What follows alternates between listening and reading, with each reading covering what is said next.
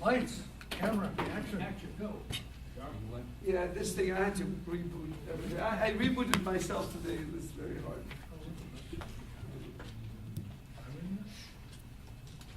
Very good. I was in, by the way, you know, sometimes the guy says, why do you wear a tie at 7 in the morning? I found out when you wear a tie, they think you know more.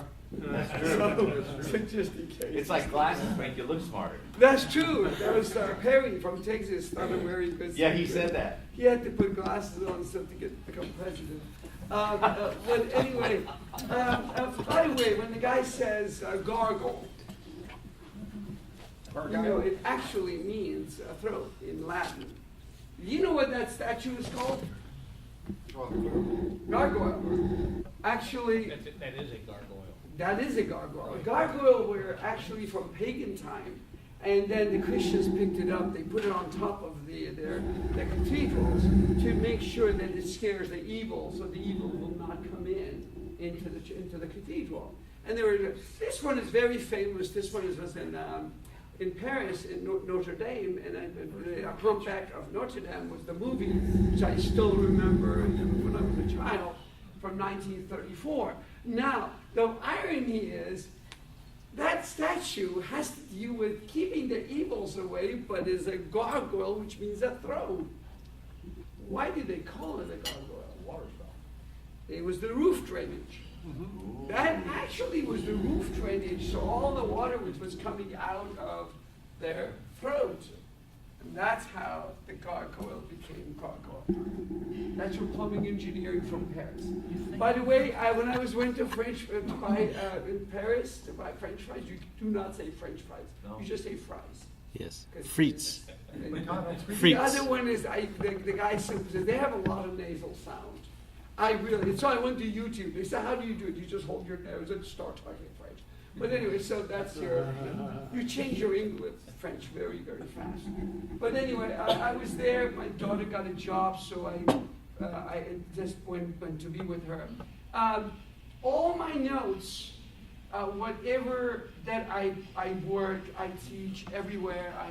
I got tons of items on USC and ADA and a bunch of areas. You just go to Saum's blog, and it's there, and it's a lot of equipment, a lot of items that I put in. Now that is actually in a site called Greenery, this thing, and if you go here, you can go to Saum's blog, which I'm because I don't have a good internet, it's not coming out fast.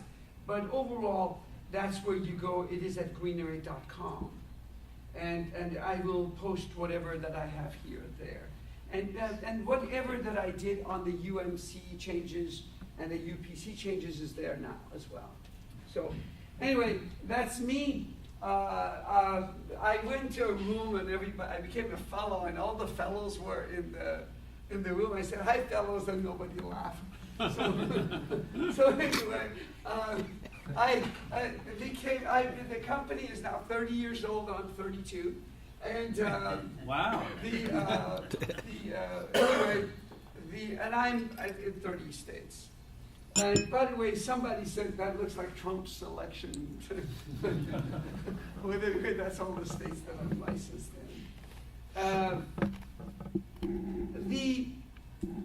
The issue is I was trying to relate as much as possible on the plumbing side of the energy code. One thing that I can tell you, you're not in an island that says I'm just a plumbing guy. As he is teaching plumbing to his other comrades, by the way, they're all Russians, to comrades, to the other groups in his team, and to the other mechanical, electrical, plumbing, essentially because you cannot be an electrical engineer and not know anything about plumbing. You cannot be a plumbing engineer and not know anything about electrical. And I love the architect who has been around 60 years and he still doesn't know about split system and dumbest system. And I also teach at USC for architectural registration exam. And these guys have been around for about 10, 15 years. It's still some of the most basic elements of what we do, they just don't know it. And it is sad because they are the architect. Arch means main, tech means technical. They are the conductor of the orchestra. You're supposed should know, because you're not an island as a plumbing person.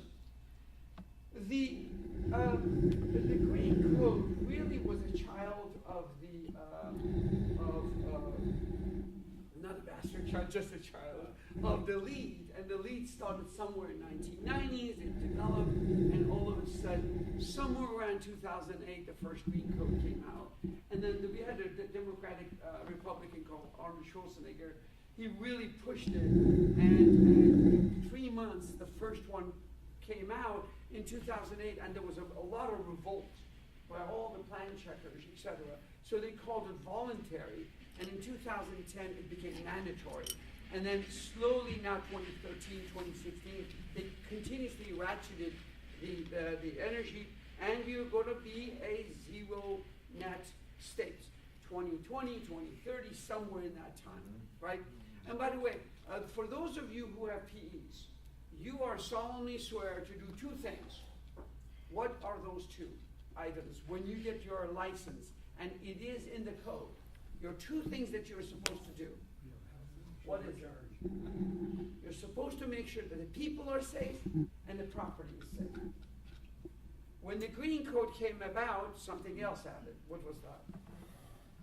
Environment. That was added. So right now, as a licensee, as a city or authority or whoever, you're keeping three things. You're making sure that the people are safe, the property is safe, and then you're keeping the environment. That's in the body of the code. So the Green Code was born, but however, though, the Energy Code predates that. How did that came about?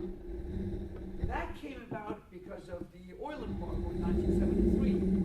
In 1973, the oil embargo came about. The first Energy Code came about in the state of California in 1978.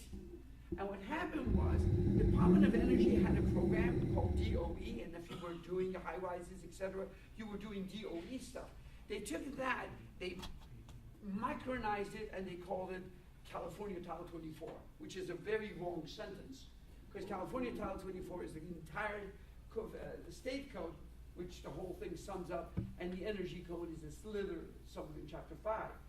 So what is happening is that Energy Code predates it, but once the Green Code came about, went right into the body of Section 5 of Chapter 4, which is for residential, Chapter 5, then Section 5 of 5, Chapter 5, which was for commercial. And that's how it was born.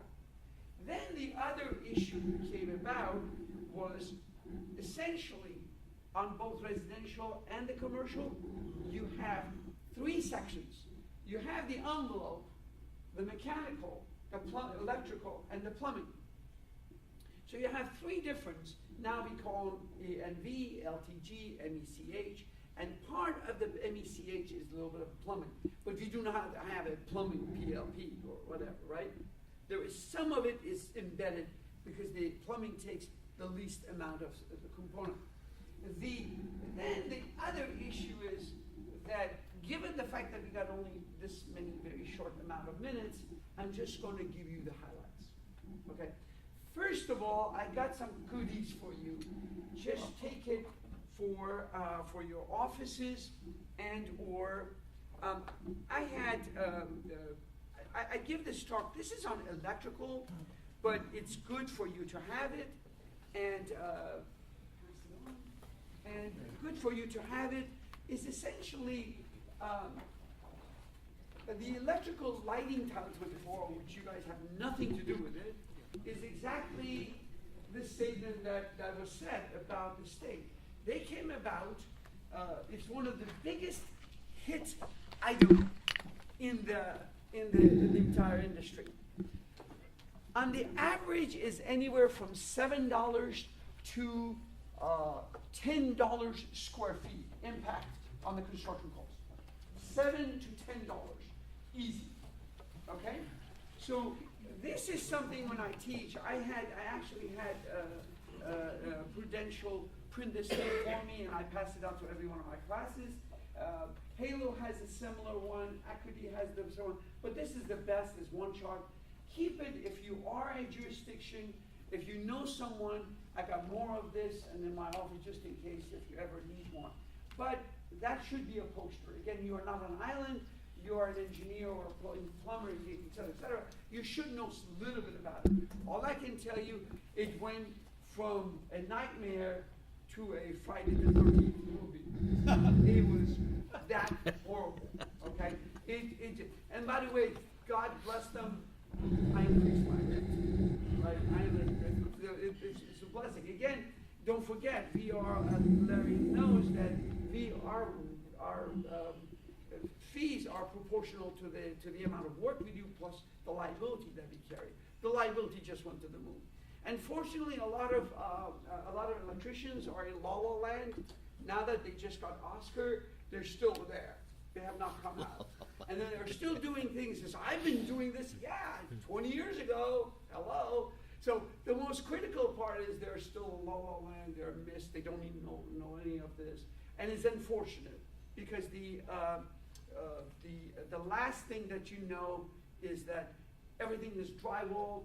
They're turning on, they're opening up the stores, all the merchandise is in, and you can't get inspection. The next thing that you had done is called the third party, which is a very, very high impact, is called the third party acceptance. Now, the third party acceptance came about somewhere from the lead, and then also we have something called commissioning. Commissioning means Jacobian Myers. They will come and knock on your door. And I can talk about that an entire seminar, how dangerous that is for the installers, especially and the designers. To go back, they do have a third party now testing group that they want to simply say, hey, you, for example, on the lighting, you have to have a third party guy to certify you. In the residential, we have what we call the HERS rating. It's not hers, but it's his, but is it hers? I don't know. But whatever it is an individual who go through CalCert, they get certification, and they do your testing, and they have to verify things. And generally, that is imprinted on the Title 24 forms. For lighting, it's acceptance testing technician certification. Yeah, it's called CLLTG. They call them cool cats. Yeah, whether You know they why are they enforcing call them for lighting, but they're not enforcing mechanical yet. That's true. It is in the body of it. And also the one part that I should say, it is exactly from the verbatim of the code. If it is 10,000 square feet or more, the building will be commissioned. Now, let me just open up a parenthesis on that, how that is now a headache. A commissioning, he comes out and designs this place and says, my hot water will be exactly 110. Is it? No way in this world. I am doing a court case right now in San Diego, and all I can tell you, one of the openings that I have, and when I teach plumbing, hydrology, or hydraulics, all of our equations were born somewhere around the 1770s. There were a lot of Italians, they had a lot of spaghetti, they had nothing else to do. So one of them was Bernoulli, okay? Oh, ciao. So anyway, these guys came out, you're still using the same equations. Yeah. And then when you do the friction factor, you got the Chezzy, Moody, he was very moody, by the way. Moody and all of these guys, they have all these equations, and every one is off by 20%. So if he designs this thing and says it is going to be 110, what do you think the numbers can be? Plus or minus. Plus or minus 20%. Because all of the equations have all of these what we call empirical numbers. By the way, there is in my doctoral thesis, there is a Nour Mohammadi's constant. Did you know that? I actually have a constant. I didn't know. But anyway, meaning that constant came about with X number of calculations, etc. That was the best number that I could come up with, plus or minus whatever. So nothing is accurate. Where we put one thermostat and we assume if you're going to get the temperature and the guy sits here. All of us are different. 40% of our temperature, the heat transfer goes through the head. 40% this body, 20% on the hands. That's why he can wear a short and he does not feel cold, right? Because the temperature is not there. But if you don't have a lot of hair or no hair, Barry, thank you. You have to have a hat. That's why you have those hats. It's spraying the windows. Person needs them. So because it is insulation, right? So it's a heat transfer issue. So if you have one thermostat there and you get sued, who do you sue? You bring a nerd like me to simply say, it doesn't work, because the one thermostat, what do you want me to do? Put 15 thermostats? One for this guy, one for that guy? So you cannot, so that's why the word commissioning becomes very, very difficult, because now you put on the body basis of design, you put all your what I propose, and it doesn't work, it's off, and the guy who, as you said, the politician or the bean counter of the company says it's not, let's go sue him. We call him Donald Trump. No. So what happens is that the most critical part is commissioning opens the door, the Pandora's door, for you to get sued, big time. So the envelope on the commercial is relatively simple. Let me give you some importance factors. When you deal with the envelope Title 24, you're dealing with a box. And if you want to look at this box, you want to look at the box. This is your box, and it has windows, it has a door, it has a roof, it has a skin. What happens is, whatever you do, whatever happens on the envelope, you see this is the envelope? And here's the sun. Oh, by the way, this is the California. The question is, where are you in this state? Are you in the southern part, northern part? All of that comes about a case, right? On the envelope, the most critical part is the interaction between the sun, the heat, and the cold, and inside. That Title 24, you have a series, actually, I do not use the state program. I use the state program, I don't buy the third party. And there were multiple companies who were doing third party programming. I'm only using the state now. It's for other reasons. So the state comes out with a program called CPEC for residential and CPEC for commercial. You use it, God bless you, move forward. There's one issue. The owner wants a lot of glass, right? The glass, I brought some samples. The glass is the most critical component of that envelope. And what is happening is there is no way in the world that a single glaze can work. You can put a single glaze, but you will have 4 square feet. Because what it does is that it takes that box, it models in the computer, and the state simply says, per square feet, we have 16 climatic zones in the state. The state says, for a box of this size, for every square feet, I'm going to allow you to have X amount of BTUs per hour per square feet per year. So that's your model, and you insert the walls, your installations, all these fabulous items, and you put all of these installations, all of these here, and you take the glass glazing, and you deal with it, and you model it, and says you pass or you fail. But the guy has this fabulous, fabulous house right next to the ocean. He just paid $8 million. You can't give him 3 pigeonholes. He wants the whole thing, especially the architect. The architects are also in La La Land and just sometimes come out, have food, and go back to La La Land. So the problem is that he has to satisfy so the engineer has one issue, and then the inspector has another issue.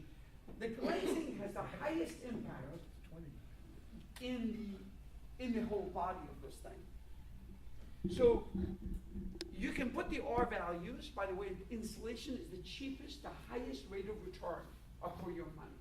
So if you want to put an R22 in your house, it'll pay back. And if I go to a university called Home Depot University or some Lowe's University, I look at prices, and you find out the prices are somewhere between 33 cents a foot to 54 cents a foot. For that 20 cents extra foot, 20 cents per square feet, you get your money back in less than a year and a half. You can do the math, very simple, right? Very passive, very dumb is there, and if you can always get more installation, put more installation. That's another discussion. But the glazing is very difficult. Glazing is not cheap. When this guy simply says, hey, I can put your windows in with this accent, says, I can put your windows in your house, I can do this, I can do this, I can do this. It says, hello,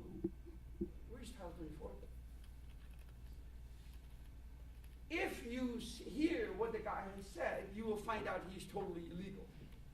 He can go to jail, hypothetically, because he's a licensed State of California licensee. He has to do a Title 24, and doing a Title 24 for a house is very, very difficult. One item I can tell you is the number one lawsuits, number one issues that I get as a 911 in our office. Please come and help. That's one item. There's two more items. One is the air conditioning, and the other one is the water heater. They also have an impact. Awnings and those type of things are impacted. For now, I will not discuss. That's a design issue. I am going to give a Nobel Prize winning or an Oscar to whoever made and put the tankless water heater into the body of Title 24. They must get an Oscar. They must get a Nobel Prize for how they did it. The irony is that if I don't put it in, it's with a normal tank type water heater, I cannot make the Title 24 work. It's very, very difficult. You get punished, and I saw another electrical engineers work, and they play with numbers to make the tank work, but it's very difficult if you wanted to be honest. It's residential? Residential. Yeah. It is very, very difficult. By the way, I have written, if you go to my articles, both go to asktheoc.com for the newsletters, etc., or just type, who hates tankless, and you just, some song pops out. By the way, I hate symphonic too. Well, is Salzburg's name in the same paragraph? No, he's a good guy. No, but he says, I hate those things. No, all I can tell you is based on, I can tell you the following. You put 199,000 BTUs onto a device, right? And by the way, I was invited to go to Japan to one of their factory tours just because I wrote all the articles against them, right? So all I can say is that 199,000 BTUs goes, and then water passes through about 5.6, maximum 6 GPM, right? Somewhere between 5 to 6 GPM goes through it. What is the temperature rise? Anyone? 60? Huge. It's 40. 40.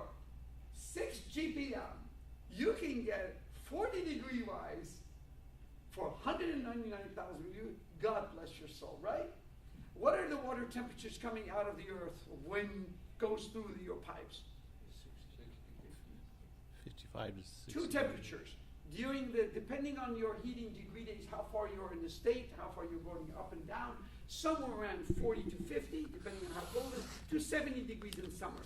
So when you have this fabulous, fabulous, fabulous water heater in your house, you get a very, very nice warm 85-degree temperature or 90-degree temperature. At 6 GPM, 40-degree rise. Now, of course, it's proportional, so if you only go 2 GPM, the temperature goes higher, but I would beg you, please take a shower and turn on the dishwasher. It will not work. Well, all I can tell you that I've studied every brand. They have the same one. I like one of them for one reason, another one for another reason. But overall, at the end of the day, mathematics of the energy code, energy laws is very simple. For every one, you get 40-degree rise, and then I challenge someone at about generally 3 in the morning, temperature, coldest temperature somewhere in December or so, take a shower and have 2 things on. It's just, you just don't have the temperature. Right? Isn't that just a capacity issue? Of course. Now, thank you very much for that, right? So you put 1, then you put 2. I have my own equation. For every 2 bedrooms, put 1. That's my own equation. So now you see a series of them, you see 8 of them. Now what happens is 199,000 times 5. That's a bakery. That's 1 million BTUs. As if you got to just go, hey, let's go make some tacos. You know, that's how big this thing is becoming. So, 3 or 4 days that it will not work, depending on the temperature, etc., etc. But they also, the one other thing that they do, why do you think heat pumps do not work at certain temperatures below 42 degrees? They made it work right now, but why would they not work? Not enough heat in the air, right? Well, the heat transfer is that when you have the heat, the Freon itself is at 40 degrees changes phase. Right. But if outside is less than 40 degrees, the change of phase doesn't happen. So what they did is the manufacturers actually cheated. They cheated the Freon chamber, so it goes lower and they do whatever, it works. However, the curve of your 5 ton, 60,000 BTUs, comes down somewhere low, like 3 ton. By the way, where did the word ton came from? Chevy? 1-ton truck? Come Thank on, you. work with me. Thank you. The amount of heat Ice. of 1 ton of ice over Ice, 24 yeah. hours. That's it. It's when you get 20, when you put 1 ton of ice, when it changes from ice to water, that becomes 12,000 times 24. That much BTU was for latent, for the ice to become water. That's how the ton came about. So anyway, the issue that you have on the mechanical side, which was, one was the air conditioning, but again, what do we do? You just go increase the highest efficiency. I do not put anything in terms of the water heater less than 96% efficiency. I just don't, because the cost difference is only $400 or $500, and they get their money back, right? And then I don't want to advertise, but yes. But some, the little instantaneous water heaters, they're regularly around 80% efficient, aren't they? They are 80%, 84%, that's normal. Yeah. 96, the problem with the 84%, you got to buy certain devices because the condensate that comes out of it, it's very, very acidic, even for the 84%. So by the time you add those costs, you're very close to the 96%. You make the Title 24 happy, the guy who bought the mansion will have 4 square feet more glasses. That's the thing. So to go back to the glazing that I showed, glazing has two. The glazing, this is the glazing. If these are the two glasses that comes in, what happens is that when the sun ray comes in, it goes through what's called 4 surfaces. Surface 1, 2, 3, 4. Plus you have the distance that is generally 5/16 or 7/16 is the distance that you have to have. What happens is this, they come back and they put a film on this side. So 2 things that happens. When a glazing happens, one is what's called conduction, it's called the U value, and we have that. What is the difference between U and R? Thank you. Reciprocal one over U is R, or no, 1 over R is U, whatever you guys. So when you get a R value of 13, the U value is 1 over 13. So what happens is the glazing, the thickness of the glass itself gives you a little bit of U value. The air chamber here gives you additional U value, right? Okay. Now the guy comes back and says, oh, I got an argon film. Bless it. The argon gives you more U value, so you have a better chamber. However, the argon will not last that long. Did my hair last? I had more hair. Same way. The argon goes bye-bye. Adios. So the most critical part is that gives you your U value. The U values, if any one of you put 2 pieces of glass together and put it in a box, you actually have a dual glazed window. What is the U value? Very simple. The state says there's a default value. That I want to tell you there's a default value of about 0.54 BTUs per hour per square feet per Fahrenheit. That's the unit. And then 0.58, somewhere around there. But the guy says my U value is 0.32. What do? You got to take it to a testing lab. NFRC. NFRC is not your mother-in-law. It doesn't mean a bad 4-letter word. National Fenestration Association, that's the council that does this. You have to go. The irony is, as a plan checker, as a city authority, et cetera, there's one issue. That must be listed by NFRC, has a number, and it must go to the website. And what does the code say? On the side of the glazing, on the side of the glass, there must be a permanent element that says what that NFRC number is. I have a challenge for you. Other than the big boys, the Pellas, et cetera, how does that work with a custom-made It doesn't. manufacturer? It don't. It does not. You know what they do? They made us do? Go to a private guy who wrote the program to get, you have to give him the spec of how that window is assembled, all the materials around the frame, the space, the glass, the everything, and then he runs the program and gives you the NRC money, and you have to pay him a fee to do that. They do that to me. Two manufacturers do. How long is that paint supposed to last with the argon and all? It The shouldn't argon a matter of time. Yeah. The same way as the gaskets of the valves who are just going bye-bye. All plastics, all rubber, they go through two periods. One is there are thermoplast, then they become thermoset. It's just with time. We call them the dashboard of your car. The dashboard of your car becomes brittle when you play drum. Have you played drum on your dashboard of your car? I do that all the time. So generally belly dancing music. But anyway, what happens is that as you go, because it becomes more brittle, the sound changes, right? The same way as in the skin of a drum becomes more and more stiff. What happens is it goes from thermoplast to thermoset and start brittling, right? Start breaking apart. The issue is all the rubber gaskets, all the argons, etc., that is there, will go away at some point. By the way, you didn't mention like the thermal breaks between the two pieces of glasses. Right. So you must have that. What is happening is that at the end of the day, the two glass cannot go through a zone. So it goes through a seat, and there is no what we call a solid element that actually. But the key is that you have the four surfaces, and between surface number 2 and 3, you put films on there. We call them solar bands, right? It's not a glass.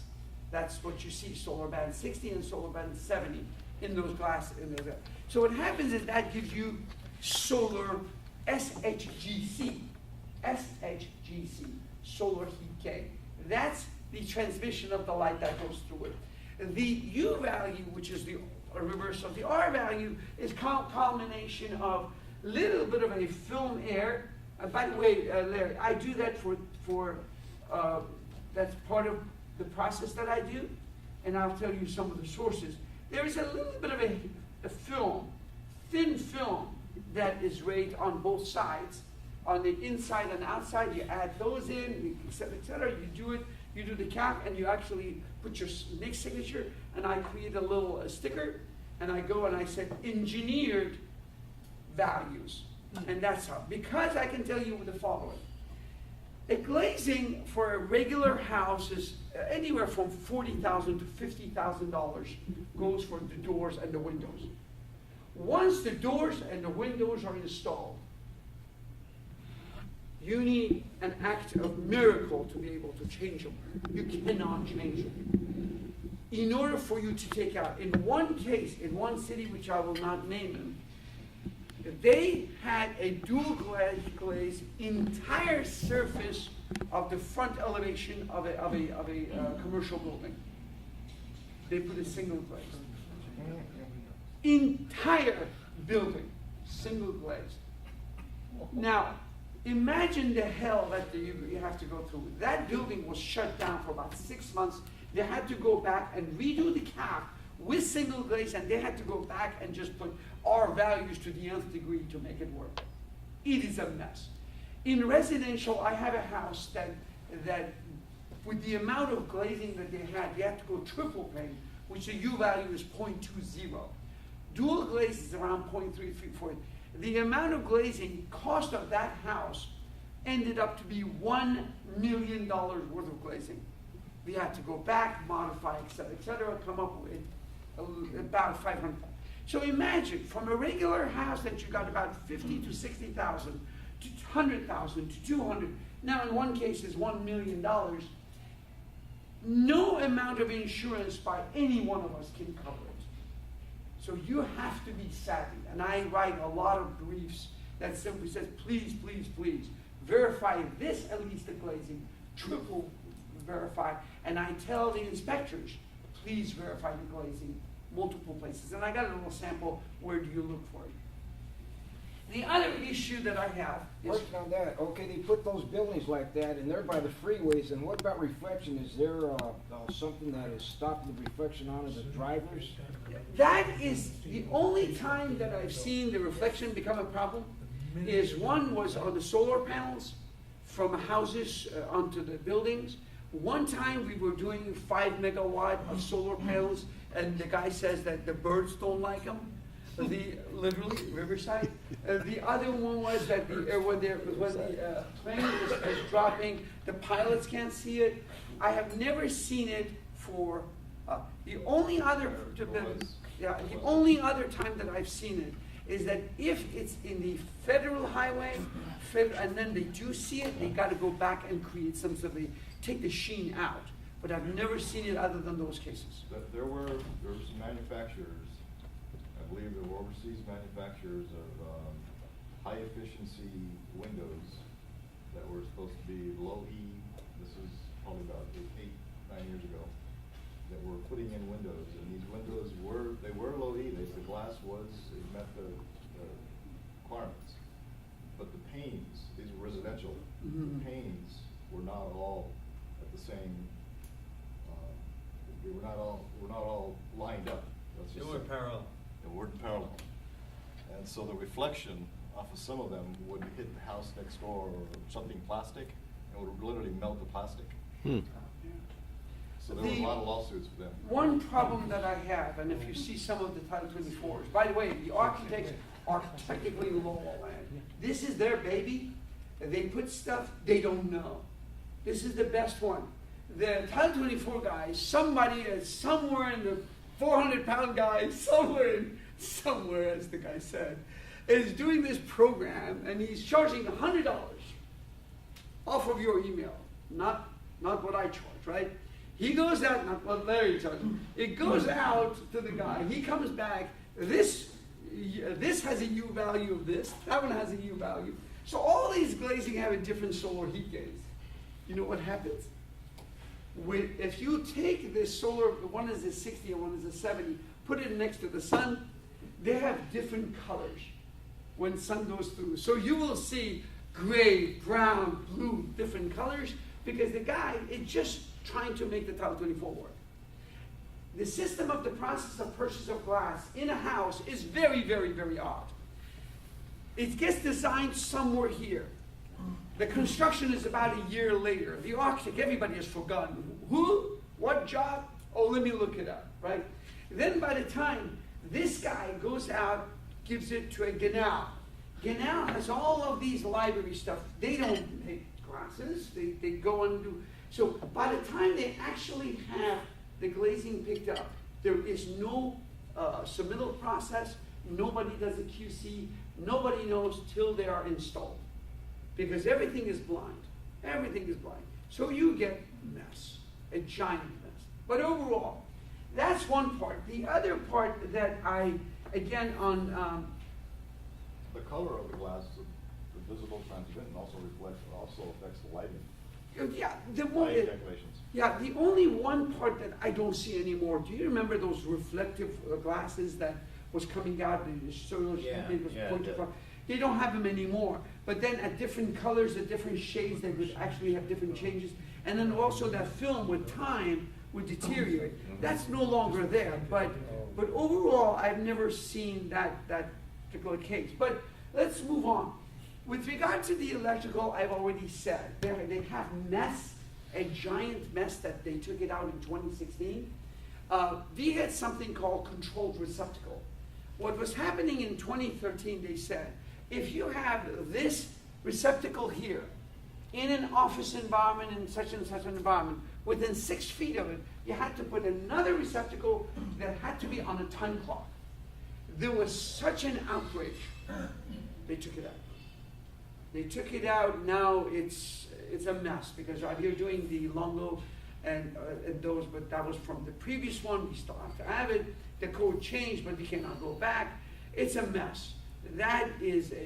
So that's where the politicians, all these societies, like the Nocturnal Society, you know what Nocturnal Society is? Night the Nocturnal Society, Guten Nacht, night. Those guys came out, they were in the committee of the Green Committee, and they made impacts on bug. What is bug? Is the upgrade, is the upblast glare of lights that brights up the earth. So when the planes are going, you're not supposed to see light of the city. You're supposed to be shining to the floor. So what is happening? Those guys came out with bug. I got to tell you, it's when you do a parking lot study, etc., it becomes very, very interesting. That's why you cannot have a lighting fixture that's actually lights forward. The only thing that you can actually have lit is the facade. You can't have just a light going up for nothing. Okay, it has to shine something. Anyway, that's how all these people got together. Again, with regard to plumbing, the most critical part was installation on the piping and installation on the ducting. At the same time, with regard to, it was in the plumbing code, we now have the expansion tank, which is not an energy issue, but more emphasized in the body of the code. So those are my quote-unquote important components. This is a generic, I just did this house, and by the way, just to let you know, most cities are simply saying if the house is more than 3,000 square feet, you need plan check for mechanical, plumbing, electrical. So you have to have a design. They said, oh, it's not a house. What is it? It's a facility. So they changed the name of a house from 3,000, 3001, triggers it. So most cities now need not just Title 34, but full engineering. But in any case, one of the critical part that I'm just going to bring up is as follows. And this right here is the 16 zones that you're talking about, right? There are 16 zones. Anything next to the ocean is about zone 6. Just a little outside of 405 freeway is about zone 8. And as you go towards, and then you got a little bit of a zone 9 in LA. And then you go towards the desert, you go to zone 10. And then 15 and 16 are very, very, very hot. They have their own special sections, and you got to worry about it. The other issue that is very, very critical is this right here, the square footage. You want to make sure that there is a consistency, and whatever number that is on the title sheet of the architect, that's the one that governs.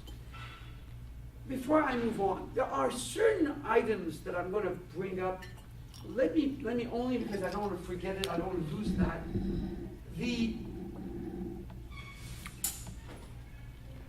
What is happening is there are certain types of insulation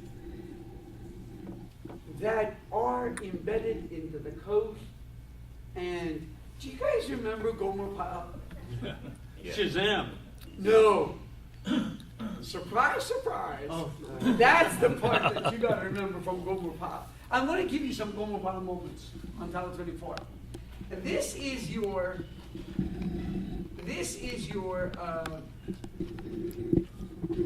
concrete, and this is your wall, and this is the dirt. There is a section called slab edge insulation. It is in the code, and I challenge anyone to go find out if they see this insulation around the house, around the perimeter of the foundation. I challenge anyone. Do you know how old that mama is? 2010, maybe till 2007.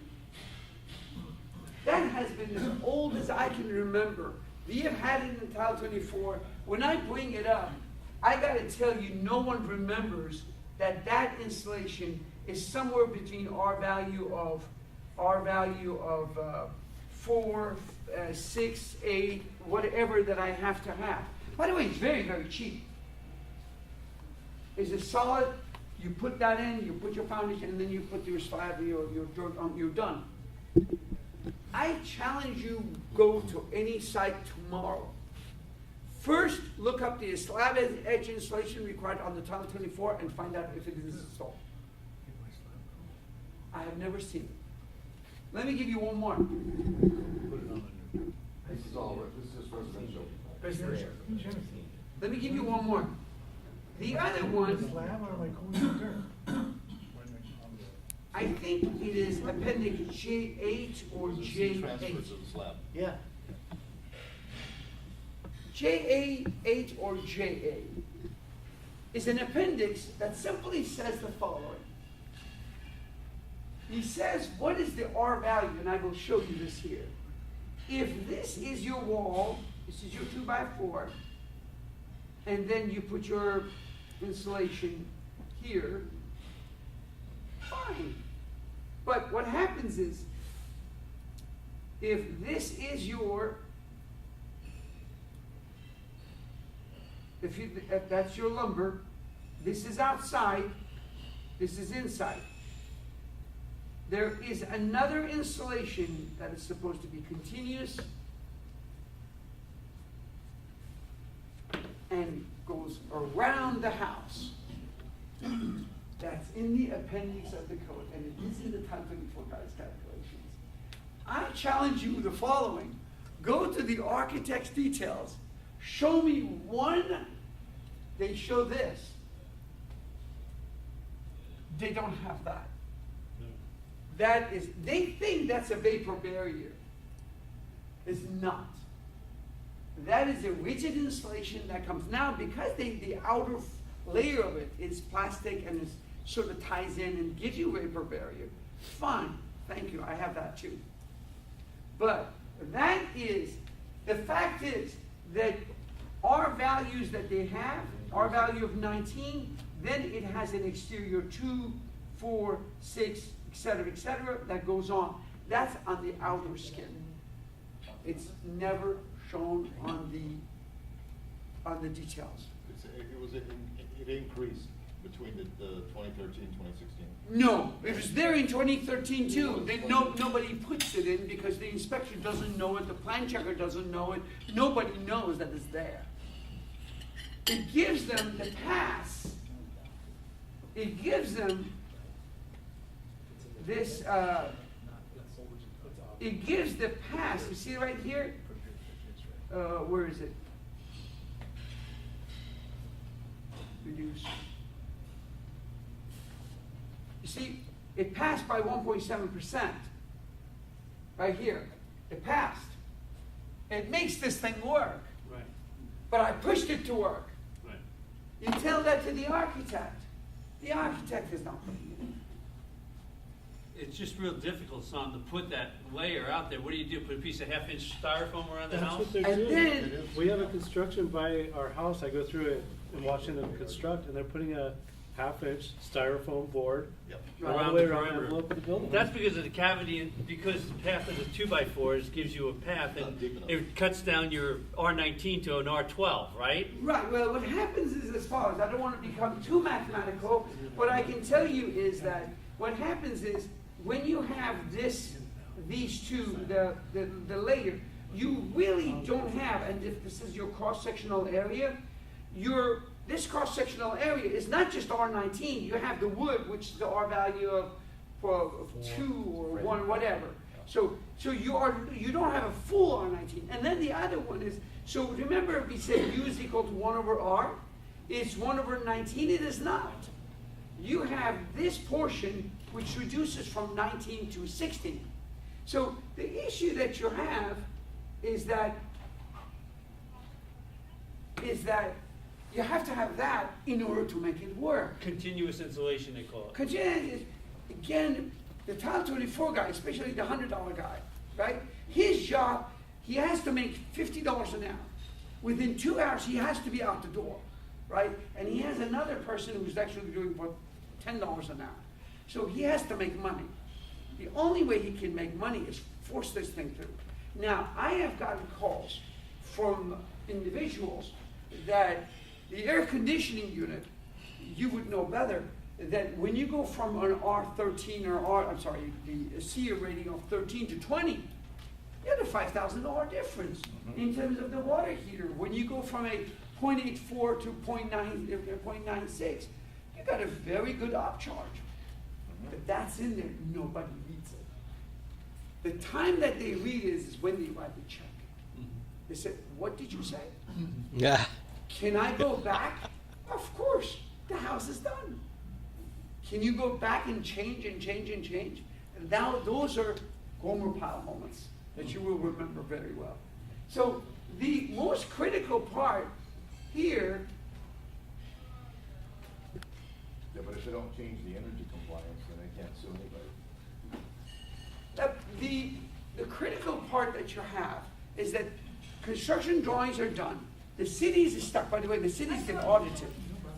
The cities get audited. They cannot change it. So there is no cheating. There's no hanky-panky as my. But the owner can backtrack and say, put it in something cheaper, Yeah, it's very. without anybody knowing. Hold on. Who is the inspector in this house right now? You have inspectors. Yep. So let me ask you this. When he's giving the C of O, he has to put down CV 96% water heater here, unless they put a dummy one. Or they're going to change it out the next day and put a cheaper one, but somebody has to give them. Before the inspector gives the final, he has to have all the stuff that is on the drawings. Hopefully. Yeah, the most critical part is, and I know I'm a commissioner at the city of Newport, they just don't have the time. They got X amount of time, they hit this many. So that's the problem. So right now, that's one of the reasons they have the engineers on the hook. You have to engineer it. That's why the CLTTG, the Cool Cats came about for the third party. Because I got to tell you, I pick up about 120, 130 hours of CEU units a year. And I still don't know what I'm supposed to know. Yeah. I'm continuously studying. Again, I don't know. I'm doing it. I can tell you about water sense. I'm doing one court case right now. Who knows what water sense means for shower design? Who knows? 1.8. That's just a GPM. That's a green code. Tell me, what does water sense tell you? You will not believe. It was, my eyes, my aperture of my eyes were, whoa! What the hell am I reading? You know, this is my 30th year. And I found out what water sense is. The shower head is impinging on the human body. How much force, pounds, is on that body? Depends on the bottom. No, don't go there. Saum, the midget. The midget, 5'6" goes in there, the midget, right? I am there. Water sense didn't say whether it's Saum or Jack or Mo or man. It said the guy will be there. He's getting the same. Whether he's a millionaire, the green code says what? You can have 5 heads, but at the end, all of it is 2.5 GPM maximum. So you have a one maximum. But the question that I have is this. Water sense. Another group, how did it was it born? EPA gave birth to it. And then somewhere around 2004, it became part of the Code of Federal Aviation 24, and then from there went to water sense, and the water sense created some tests. They said, that's what you should have. Now, do you know that the hand jets that you buy for sprayers, for your long run, has multiple heads, right? Showers have multiple heads. At the end of the day, you're supposed to have the same amount of water coming in. Some was coming with pressure, some was coming with whatever, right? What is the minimum pressure that thing, especially the water, the rain one? Either 60 or 80. No, those are PSI. That's passing through it. That's the dumbest thing ever. You will not believe how much hell there is on those two words that you just said. 2 ounces. 2 ounces. Of pressure? That's all. I'm reading it. Said, what the hell is this?